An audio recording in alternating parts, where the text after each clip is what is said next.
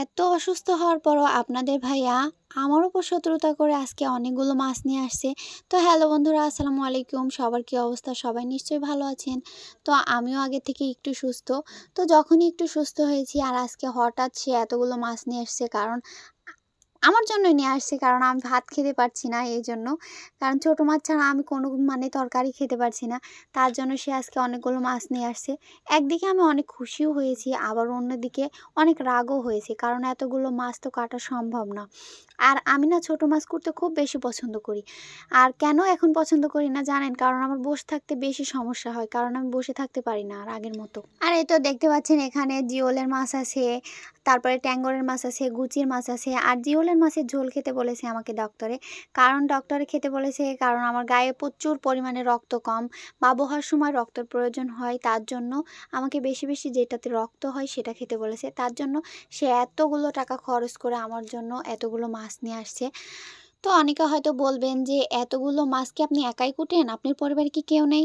অবশ্যই আছে। আমার ননদ ছিল না, সে স্কুলে গেছিল। আর আমার শাশুড়ি বাড়িতে ছিল। আমরা ২ জন মিলে এই মাছগুলো সম্পন্ন করছি। কারণ এই মাছগুলো করতে অনেক সময় লাগেও না, আবার অনেক সময়ও লাগে। কারণ অনেক কুটতে হয়, এগুলো ধুতে হয়। তো আমার শাশুড়ি শুধু কেটে দিয়ে চলে গেছে আর আমাকেই ধুতে হয়েছে। কারণ এগুলো ধোয়ার খাটনিটাই বেশি। আর আপনাদের ভাই আমার সাথে বকবক করছিল। তো আমার মাছগুলো কাটা শেষ।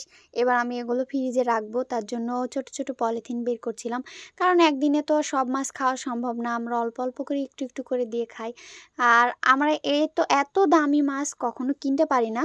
আমরা ভাবি যে এত টাকা দিয়ে যদি মাছই কিনতে হয় তাহলে বড় একটা মাছ কিনে নিয়ে এসে অনেক দিন ধরে খাবো, কিন্তু সেটা আমাদের ভুল। আমি মনে করি ছোট মাছটাই বেশি দিন ধরে খাওয়া যায়। তো আমি এই সামান্য কয়টা কুচির মাছ দিয়ে পেঁয়াজ দিয়ে পুরপুরি করব, কারণ আপনাদের ভাইয়াকেও অনেক সর্দি লেগেছে, মানে ভুনা ভুনার মতো করে রান্না করব।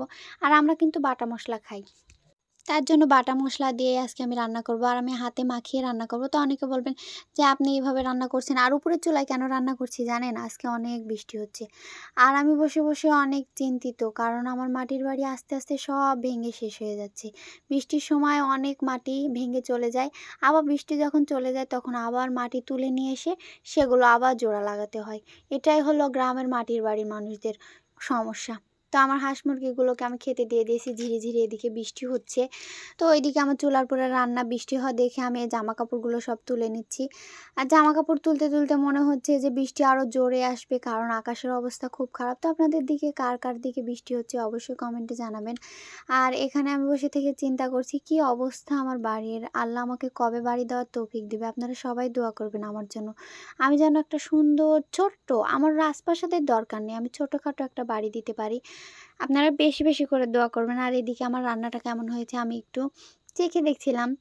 তো অনেক সুন্দর হয়েছে, কারণ ভয়েস দিতে গিয়েও আমার জিভে জল চলে আসছে, মানে পানি চলে আসছে।